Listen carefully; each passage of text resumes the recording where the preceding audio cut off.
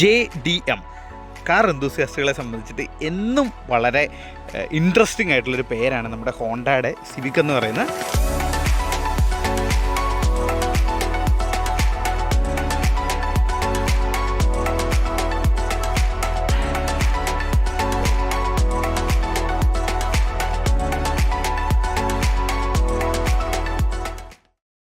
Car എന്തൂസിയാസ്റ്റുകളെ സംബന്ധിച്ചിട്ട് എന്നും വളരെ ഇൻട്രസ്റ്റിംഗ് ആയിട്ടുള്ളൊരു പേരാണ് നമ്മുടെ ഹോണ്ടയുടെ സിവിക് എന്ന് പറയുന്നത്. അതിൻ്റെ ടൈപ്പ് R അല്ല, ടൈപ്പ് R ഡിസൈനിൽ ഇന്ത്യയിൽ വന്ന ഏറ്റവും പുതിയ മോഡൽ സിവിക്കാണ് നമ്മൾ ഇന്ന് നിങ്ങളുടെ മുമ്പിൽ പ്രസൻറ്റ് ചെയ്യുന്നത്. അപ്പോൾ ഇത് ഇതിന് ഒത്തിരി അഡ്വാൻറ്റേജ് ഉണ്ട്. ശരിക്കും ഇതൊരു സ്പോർട്സ് കൂപ്പാണോ, കൂപ്പെന്ന് പറയാൻ പറ്റത്തില്ല, സെഡാനാണ്, ഒരു സ്പോർട്സ് ബാക്ക് സെഡാനാണ്. അപ്പോൾ ഇതിൻ്റെ ഒരു ഇൻഡെപ്ത് ഡീറ്റെയിൽഡ് വീഡിയോ നമ്മൾ ഇന്ന് നിങ്ങളുടെ മുമ്പിൽ പ്രസൻറ്റ് ചെയ്യുന്നതായിരിക്കും. അപ്പോൾ ആദ്യം തന്നെ ഈ വണ്ടിക്ക് നമ്മൾ സാധാരണ ഒരു കാറുമായിട്ട് കമ്പയർ ചെയ്യുമ്പോൾ ഇപ്പോൾ തന്നെ നമ്മുടെ പുറകിലൊരു ഗ്ലാൻസ് കിടപ്പുണ്ട്. അപ്പോൾ അതും ഈ സിവിക്കും തമ്മിൽ നോക്കുമ്പോൾ നിങ്ങൾക്ക് ആ ഒരു ഡിസൈൻ്റെ അകത്തുള്ള വ്യത്യാസം കൃത്യമായിട്ട് അറിയാം. എയറോഡൈനാമിക്സവും അതുപോലെ തന്നെ പെർഫോമൻസിനും വേണ്ടിയിട്ട് ഡെവലപ്പ് ചെയ്തിട്ടുള്ള ചൈസാണിത്. ടൈപ്പ് ആറിന് വരുന്ന സെയിം ചൈസാണെന്നാണ് പറയുന്നത്. പക്ഷേ ഇതിൽ നമ്മൾ 1.8 ലിറ്ററാണ് നമ്മുടെ എൻജിൻ കൊടുത്തിരിക്കുന്നത്. അതിൻ്റെ കൂട്ടത്തിൽ ഈ പെട്രോൾ എൻജിൻ വരുമ്പം ഹോണ്ട കാണിച്ച ഒരു കാര്യമുണ്ട്, അതായത് CVT ആണ് പ്രൊവൈഡ് ചെയ്യുന്നത്. പക്ഷേ നമ്മൾ CVT ആണെങ്കിലും ഇവൻ ഓടിക്കാൻ എങ്ങനെയുണ്ട്, ഇതിൻ്റെ പെർഫോമൻസ് എങ്ങനെയുണ്ട്, ഇതിൻ്റെ ആക്സലേഷൻ ഫിഗർ എന്താണ്, ഇതിൻ്റെ brake test so good. 4 disc ബ്രേക്സാണ് വരുന്നത്. അതുപോലെ തന്നെ ടയേഴ്സൊക്കെ കണ്ടോ, നമുക്ക് വരുന്നത് 17 ഇഞ്ചാണ്. പക്ഷേ 17 ഇഞ്ചാണെങ്കിലും ഭയങ്കര ഒരു കുറച്ചുകൂടെ വലിയൊരു ടയറിൻ്റെ ഒരു ഫീല് നമുക്ക് കിട്ടുന്നുണ്ട്. ഇതിൻ്റെ ഡിസൈൻ കണ്ടോ, വളരെ സഡിലായിട്ട് ഒരു എയറോഡൈനാമിക്കലി നമ്മൾ മുറിച്ച് കയറാൻ പറ്റുന്ന രീതിയിലാണ് ഇവനെ ഡിസൈൻ ചെയ്തിരിക്കുന്നത്. നമ്മൾ ബാക്കിലേക്ക് വരുവാണെങ്കിലും ഒരു പുതിയൊരു ന്യൂജൻ ഒരു ആൾക്കാർ വണ്ടിയായിട്ട് പോകുമ്പോൾ ഒന്ന് ശ്രദ്ധിക്കും. ആ ഒരു രീതിയിലാണ് ഈ സിവിക്കിൻ്റെ ഒരു ഡിസൈനിങ് കൊടുത്തിരിക്കുന്നത്. ഇതാണ് കേട്ടോ ഇവൻ്റെ കീ വരുന്നത്. അപ്പോൾ നമ്മൾ ഈ ബാക്ക് സീറ്റ് ഒന്ന് നോക്കുകയാണെന്നുണ്ടെങ്കിൽ ഇതൊക്കെ എന്ത് സ്പേഷ്യസ് ആയിട്ടുള്ള പ്രോപ്പർലി ഡിസൈൻ ചെയ്തിട്ടുള്ള ഒരു സീറ്റാണ്. വാവ്. അപ്പോൾ ഞാനിപ്പോൾ കഴിഞ്ഞ ദിവസം ഒരു 3 സീരീസ് എടുത്തായിരുന്നല്ലോ, അതിൻ്റെ വീഡിയോ കണ്ടു കാണില്ല എല്ലാവരും. 3 സീരീസിനേക്കാളും ബാക്ക് സീറ്റിൽ കംഫർട്ടുണ്ട്. ടു ബി ഫ്രാങ്ക്, നമ്മളെ സീറ്റിലിങ്ങനെ പിടിച്ചിരുത്തുന്നൊരു ഫീല് തരുന്നുണ്ട്.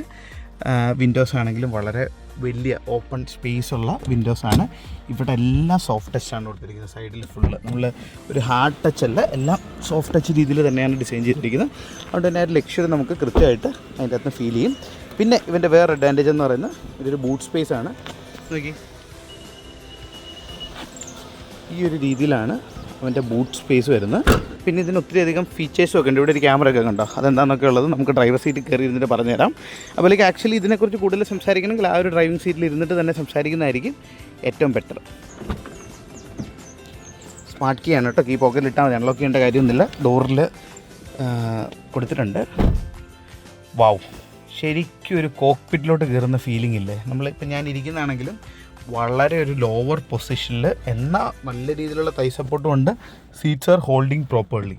ആ ഒരു രീതിയിൽ ആണ് നമ്മളിരിക്കുന്നത്. ഇതുണ്ട്, നല്ല പാഡിൽസൊക്കെ ഉണ്ട്. CVTക്ക് എന്തിനാണ് പാഡിൽ നിങ്ങൾ എന്നോട് ചോദിക്കരുത്, ബട്ട് നമുക്കത് ചെക്ക് ചെയ്ത് നോക്കാം. നല്ല പാഡിൽസൊക്കെ ഉണ്ട്.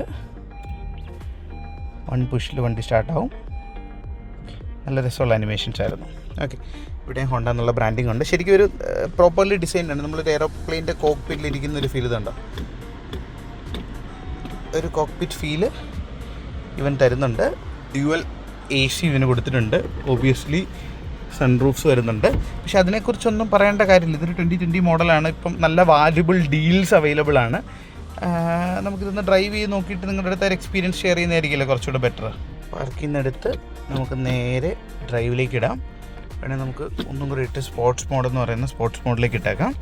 നമ്മൾ ഹാൻഡ് ബ്രേക്ക് റിലീസ് ചെയ്തു. ബാക്കിൽ വണ്ടിയൊന്നുമില്ല. ഞാൻ ജസ്റ്റ് ഒന്ന് ഒരാളോട് കയറുന്നതിന് മുമ്പ് ഒന്ന് ആക്സലേഷൻ കാണിച്ചു തരാം. നമ്മൾ ഫുൾ സിംഗിളൊന്ന് കൊടുത്തു കഴിഞ്ഞാൽ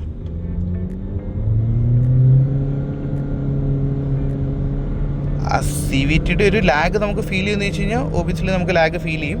പക്ഷെ എന്നാൽ പോലും വണ്ടി പെർഫോമൻസ് കയറുന്നുണ്ട്. ആൻഡ് ഓൾസോ നമ്മളിവിടെ ഇരിക്കുന്നൊരു പൊസിഷൻ ഉണ്ടല്ലോ, ഇതുണ്ടോ, വാവ്. ഹാൻഡ്ലിംഗ് എന്ന് പറയുന്നത് ഇറ്റ്സ് സോ ഗുഡ്. ഒറ്റ കയ്യിൽ നമുക്ക് വണ്ടി ആ ചേസ് അവിടെ ഹോൾഡ് ഓൺ ചെയ്തിരിക്കുന്നത് നമുക്കിതുണ്ടോ ഒരു ഫീലുണ്ട്. ഐ റിയലി വിഷ് CVTക്ക് പകരം വേറെ ഏതെങ്കിലും ഒരു ഗിയർ ബോക്സ് ആയിരുന്നെങ്കിൽ കുറച്ചും കൂടെ മാരകമായിരുന്നതിന്. ബാക്കി എല്ലാ സാധനങ്ങളും ഉള്ള, എല്ലാ പൊട്ടൻഷ്യലും ഉള്ള വണ്ടിയാണ്. ഇനി നമുക്ക് ജസ്റ്റ് ഒന്നുകൂടെ വളച്ച്, ഇപ്പം ഞാൻ ജസ്റ്റ് ആക്സലേഷൻ കാണിക്കുന്നതിന് വേണ്ടിയിട്ടാണ് ഒരാളെ വെച്ചിട്ട് ആക്സലറേറ്റ് ചെയ്തത്. നമുക്ക് ബാക്കി ഡീറ്റെയിൽസ് നമുക്ക് നമ്മുടെ ഇതിൻ്റെ ഓണറെ കൂടെ വിളിച്ചിട്ട് നമുക്ക് സംസാരിക്കാം. അപ്പം ആൾക്കാകുമ്പോൾ കുറച്ചുകൂടെ പറയാം ആൾ എന്തുകൊണ്ടാണ് ചൂസ് ചെയ്തത്, ഇതിൻ്റെ അകത്ത് ബാക്കി എന്തൊക്കെ ഫീച്ചേഴ്സാണ് പുള്ളിക്ക് ഇഷ്ടപ്പെട്ടതെന്നുള്ള കാര്യങ്ങളൊക്കെ എന്നെക്കാളും കുറച്ചുകൂടെ നന്നായിട്ട് പറയാൻ പറ്റുമായിരിക്കുമല്ലോ. അപ്പോൾ നമ്മൾ ഇത്രയും നേരം നിങ്ങളെ പാഡിൽസ് ഇല്ലാതെയാണല്ലോ കാണിച്ചത്, എൻ്റെ കയ്യിൽ ക്യാമറ ആയിരുന്നല്ലോ. പക്ഷേ പാഡിൽസ് ഇട്ട് കഴിഞ്ഞ് കഴിയുമ്പോഴത്തേക്കും കുറച്ചുകൂടെ നമുക്ക് വണ്ടി ആ ഒരു CVTയുടെ അത്രയും ഒരു ബുദ്ധിമുട്ട് നമുക്ക് ഫീൽ ചെയ്യുന്നില്ല. പിന്നെ എങ്ങനെയാണ് ഈ പാഡിൽസ് യൂസ് ചെയ്യുന്നത് എനിക്കറിയില്ല, പക്ഷേ എന്നാൽ പോലും കുറച്ചൊരു എൻജിൻ ബ്രേക്കിംഗ് ഒക്കെ തന്നെ നമുക്ക് കിട്ടുന്നുണ്ട് പാഡിൽസ് യൂസ് ചെയ്യുമ്പോൾ. പിന്നെ ഈ ഹമ്പ് ആടുമ്പോൾ ഇതിൻ്റെ സസ്പെൻഷൻസ് ലൈക്ക് എനിക്ക് പറയാൻ പറ്റുമെന്ന് എനിക്കറിയില്ല. മറ്റേ എനിക്ക് തോന്നുന്നു 3 സീരീസിനേക്കാളും എനിക്ക് കുറച്ചുകൂടെ യാത്രാസുഖമുള്ള ഒരു വെഹിക്കിളിൻ്റെ ഫീല് വരുന്നുണ്ട്. പിന്നെ ഇത് പ്രോപ്പർലി ഒരു സ്പോർട്സ് സെഡാനായിട്ട് ഡിസൈൻ ചെയ്തിട്ടുള്ളൊരു ഫീലും ഉണ്ട്. നമ്മൾ കയറി ഇരിക്കുമ്പോൾ തന്നെ ഒരു ഭയങ്കര ലോവർ പൊസിഷനാണ്, സീറ്റ് നമ്മളെ ഹോൾഡ് ഓൺ ചെയ്യുന്നുണ്ട്. ഒരു സ്ട്രെയിറ്റ് റോഡ് വന്നു, അപ്പോൾ നമുക്ക് ജസ്റ്റ് ഡ്രൈവിലേക്ക് ഇട്ടിട്ട് അല്ല സ്പോർട്സിലേക്ക് ഇട്ടിട്ട്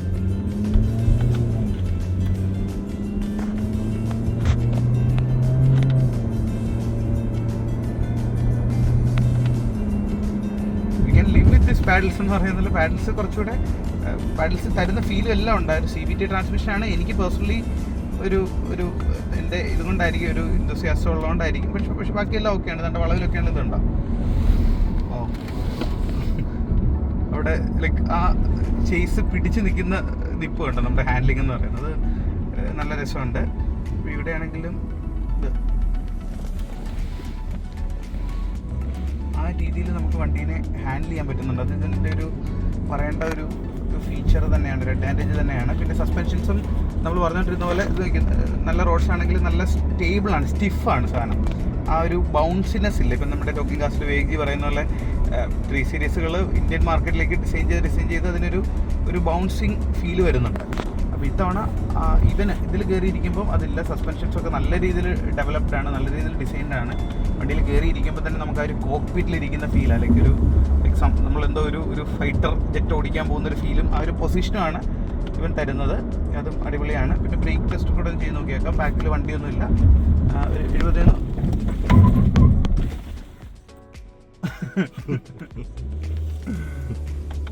4 ഡിസ്ക് ബ്രേക്ക് ആയതുകൊണ്ടും നല്ല അടിപൊളി ചേസസ് ആയതുകൊണ്ടും വണ്ടി പിടിച്ചെടുത്ത് നിൽക്കുന്നുണ്ട്. അത് ഞാൻ എല്ലാ വണ്ടിക്കും പറയുന്നുണ്ടെങ്കിൽ ഇത് പ്രോപ്പറായിട്ട് നമ്മൾ നിൽക്കുന്നുണ്ട് കേട്ടോ. പിന്നെ ഇത് സസ്പെൻഷൻസ് നിങ്ങൾ ഒന്നുകൂടെ നോക്കി, ഒരു എന്ത് സ്മൂത്താണെന്നുള്ള, വളരെ സ്മൂത്തായിട്ടാണ് അവൻ്റെ ഒരു സസ്പെൻഷന് വന്നിരിക്കുന്നത്. ഗ്രൗണ്ട് ക്ലിയറൻസും വലിയ ഇഷ്യൂ ഒന്നുമില്ല. വണ്ടി അത്യാവശ്യം ലോവേഡ് ആണെങ്കിലും, louvred means in the sense കമ്പനിയിൽ തന്നെ ലൈക്ക് ഒരു എയറോഡൈനാമിക്സത്തിന് വേണ്ടിയിട്ട് ആ രീതിയിലാക്കിയത് കൊണ്ട് തന്നെ